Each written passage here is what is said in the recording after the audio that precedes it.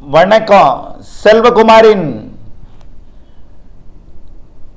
Jamaica மற்றும் Cuba நாடுகளுக்கான உலகின் அதிபயங்கர புயல் மெலிசா குறித்த உச்சபட்ச எச்சரிக்கை. அதாவது வட அமெரிக்கா தென் அமெரிக்காவுக்கு இடைப்பட்ட கரிபியன் தீவுகள் பகுதிகளில் இருக்கக்கூடிய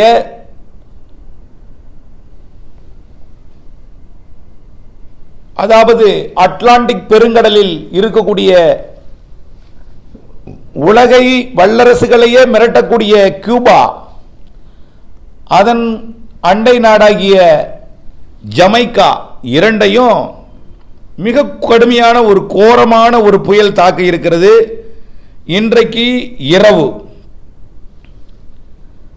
இது ஏற்கனவே நாம் எச்சரிக்கை கொடுத்திருந்தோம். அங்கிருந்து மக்கள் கேட்டுக்கொண்டதன் அடிப்படையில் ஏற்கனவே ஊடகங்களில் இந்த புயல் கரை கடந்து விட்டதாகவும் அதனால் பாதிப்பு ஏற்படுத்தியதாகவும் ஒரு செய்தி ஓடிக்கொண்டிருந்தது.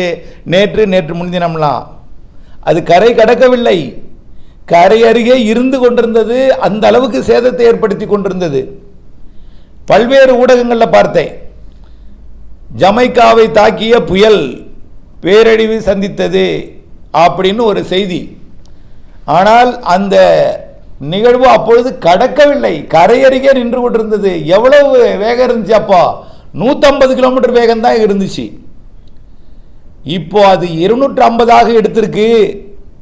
இருந்தாலும் 250ங்கிறது தொடர்ந்து வீசக்கூடிய காற்று, விட்டு விட்டு வீசக்கூடிய காற்று 275. என்ன ஆகும் நினைத்து பார்க்கவே முடியல. ஏற்கனவே நாம் அறிவிக்கப்பட்ட அறிக்கையில் ஜமைக்காவோட மத்திய பகுதியை தாக்கூட சொல்லியிருந்தோம். அந்த தீவோட மொத்த நீளமே 250-300 கிலோமீட்டர் தான். இந்த புயலோட மொத்த விட்டம் 500. ஆக ஒட்டுமொத்தத்தை இந்த ஜமைக்காவை கிங்ஸ்டோன், தலைநகர் கிங்ஸ்டோன் உட்பட தாக்க போகுது.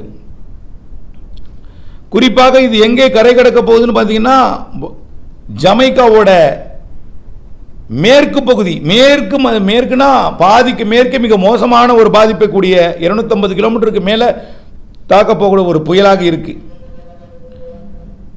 இந்த புயல் இன்றைக்கு இரவு ஜமைக்காவோட தென்மேற்கு பகுதியில் இருந்து நுழைந்து இன்றைக்கு இந்திய நேரப்படி இரவு 8 மணிக்கு தாக்க தொடங்கி நாளை காலை 11 மணி வரைக்கும் வீசக்கூடிய பெரும் புயல் கடுமையான பாதிப்பை சந்திக்கும். இது உலகத்தை அச்சுறுத்தக்கூடிய, உலக ஊடகங்களில் எல்லாம் பேசு பொருளாகக்கூடிய ஒரு செய்தியாக இது இருக்கும் என்று எதிர்பார்க்கப்படுகிறது. குறிப்பாக இந்த நிகழ்வு மாண்டேகோ பே என்கின்ற ஒரு கடற்கரைக்கு மிக அதிகமான பாதிப்பை ஏற்படுத்தும்.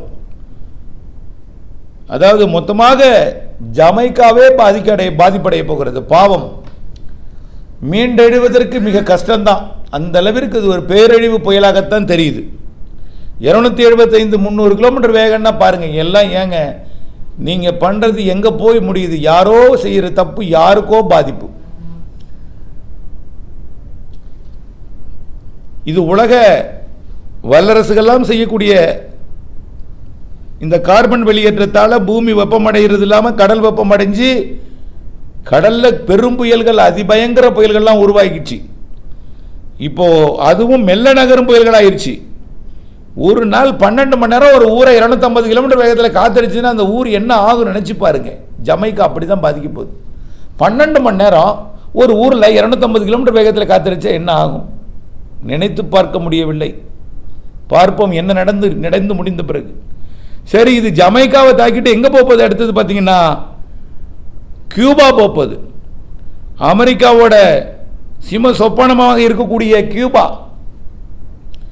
ஒரு காலத்தில் அமெரிக்காவுக்கும் கியூபாவுக்கும் கடுமையான ஒரு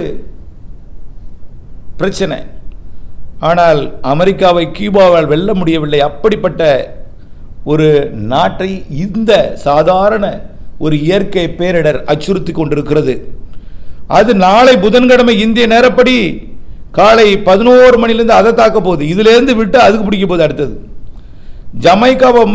ஜமைக்காவை கடந்து உடனடியாக ஜமைக்கா கடந்த உடனே கியூபாவை தாக்க போகுது. அதே வேகம், அதே 250. அதுக்கும் எவ்வளோ நேரம்? நாளை 29ஆம் தேதி அது 12 மணி நேரம். இது அது 24 மணி நேரம் தாக்க போகுது. ஆனால் இது 12 மணி நேரம். அது 24 மணி நேரத்தில் 12 மணி நேரம் 250 கிலோமீட்டர் வேகம், மீதம் இருக்கக்கூடிய 12 மணி நேரம் 100 கிலோமீட்டர் 150 கிலோமீட்டர் வேகம். ஏன்னா கரை கடந்ததும் கொஞ்சம் செயலிழக்கும் என்பதனால. ஆனால் கரை கடந்து 12 மணி நேரம் 250 கிலோமீட்டர் வேகம் கியூபாவில் அடிக்கும். அதனை தாண்டி கடல் அந்த பக்கம் இறங்கும் பொழுது அது 150ஆக குறையும். ஆக இப்படிப்பட்ட 2 நாடுகளை, கியூபாவையும் ஜமைக்காவையும் மிக கடுமையாக அச்சுறுத்தி கொண்டிருக்க. அச்சுறுத்தல் என்னங்க, பாதிப்பு உறுதியாயிடுச்சு. பார்ப்போம், பாவம், மீட்பு பணி நடந்து கொண்டிருக்கும் என்று எதிர்பார்க்கிறேன். ஆனால் இவர்களை அப்புறப்படுத்தோம்னா நாடு விட்டு தான் கடத்தணும். எங்கே கடத்துறது முடியுமா? அத்தனை பேருக்கும் இன்னொரு நாட்டுக்கு விசா வாங்க முடியுமா? அத்தனை பேரையும் இன்னொரு நாட்டுக்கு கொண்டு போடுவதற்கு எந்தவித வாகனங்கள் இருக்கு கொண்டு போகிறதுக்கு? அப்போது பாதுகாப்பான இடங்களில் தங்குவது தான். அப்படியும் அதையும் பாதிக்கும். ஒரு பாதுகாப்பான கட்டடமாக இருந்தால் கூட அந்த கட்டடத்தின் ஜன்னல்களை உடைக்கும். ஆக ஜன்னல் இல்லாமல் ஒரு கட்டடத்தை தான் இருக்க முடியும். அப்படிப்பட்ட ஒரு பேரழிவு புயலாக இந்த மெலிசா, பேர் பாருங்க, மெலிசா அவ்வளோ கொடூரமான புயலாக உருவெடுத்திருக்கிறது என்பதையும், இது ஜமைக்காவையும் கியூபாவையும் தாக்கி அட்லாண்டிக் பெருங்கடலுக்குள்ளே போய் செயலிழந்து, இதுதான் அப்படியே ஐரோப்பியா வரைக்கும் வரும். அப்படியே செயலிழந்து என்ன செய்யும்? லண்டன், கிரீன்லாந்து, அயர்லாந்து வரைக்கும் அப்படியே அங்கேருந்து உருவாகி அமெரிக்காவிலையும் பருவமழை நல்லா பெஞ்சிட்டு இருக்கு. பருவமழைன்னா நம்ம மாதிரி முன்னாடி சொல்லிட்டுலாம் வராது. எந்த ஊருக்கு எப்போ பருவமழை பெய்யும், எப்போ காத்தடிக்கும் எதுவும் தெரியாது. திடீர் மழை, திடீர் காத்து, திடீர் விலகல். அதான் எங்க சூறாவளி எப்போ அடிக்கும் சொல்ல முடியாது. அப்படித்தான் அங்கே நடந்து கொண்டிருக்கிறது. எல்லாமே இயற்கையின் நாம் செய்த மாற்றம் தான். இயற்கையில் நாம் செய்த மாற்றம்.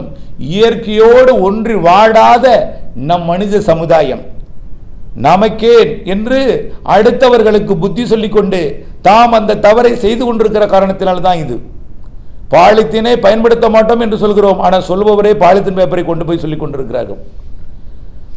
ஆக்கிரமிப்புகள் செய்ய மாட்டோம் என்று சொல்கிறோம், அவரும் ஒரு ஆக்கிரமிப்பை செய்து கொண்டிருக்கிறார். புகையை வெளியே விட மாட்டோம் என்று புகை வெளிவிட்டுக் கொண்டே போய் நாம் ஒரு மாநாட்டிலே கலந்து கொள்கிறோம். எல்லாம் பேச்சோடு போகிறது. பேச்சு அது செயலிலே இருந்தால் நம் மூச்சுக்கு எதிர்காலத்தில் ஒரு உத்தரவாதம் இருக்கும் என்பதை நான் உணர்த்துகிறேன் இந்த ஆய்வறிக்கையின் மூலமாக. இந்த ஆய்வறிக்கை ஜமைக்கா மற்றும் கியூபாவுக்கு மட்டுமல்ல, உலக நாடுகளை எதிர்காலத்தில் இயற்கை அச்சுறுத்தும் என்கின்ற ஒரு உதாரணம் தான் இது என்பதையும், இயற்கையை பாதுகாப்போம், இயற்கையுடன் இணைந்து வாழ்வோம், குறிப்பாக கார்பன் வெளியேற்றத்தை தடுப்போம், புதுப்பிக்கவல்ல எரிசக்தியை பயன்படுத்துவோம், சூரிய சக்தியிலிருந்து மின்சாரம், கடல் அலையிலிருந்து மின்சாரம், காற்றாலையிலிருந்து மின்சாரம் என்ற அளவில் எடுப்போம், கரியை எரித்து வளிமண்டலத்தை நாசமாக்கி நீராவியை கொதிக்க வைத்து அதன் மூலமாக பிஸ்டன் எல்லாம் இயங்க வைத்து தயாரிக்கப்படக்கூடிய மின்சாரம் தான் இப்பொழுது நாம் கேடுக்கெல்லாம் காரணம்.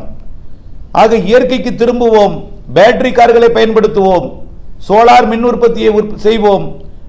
பொதுவாக நாம எரிசக்தியை சிக்கனமாக பயன்படுத்தினாலே நாம, அதாவது சேமிப்பு உற்பத்திக்கு சமம் என்போம். அதே போல தான் அது குடிநீர் சேமிப்பாக இருந்தாலும் சரி, அது குடிநீர் சேமிப்பாக இருந்தால் அது நாம் பயன்படுத்துகிற மின்சாரத்தில் சேமிக்கப்படும்.